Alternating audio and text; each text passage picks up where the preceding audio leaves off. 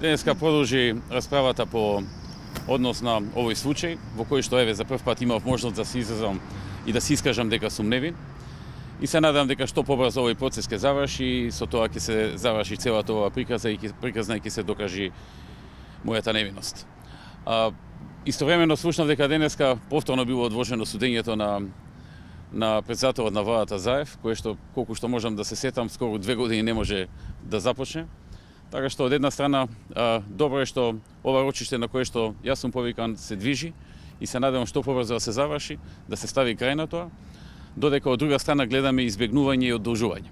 Имаше признание на вина од вашата партија, како коментирате тоа? Тоа е четврто обвинет и се рачуна дека преку него директно оделе договарате. Не би може да го коментирам, тој може би има некои лични причини зашто тоа го кажува, најдобро е него да го прашате.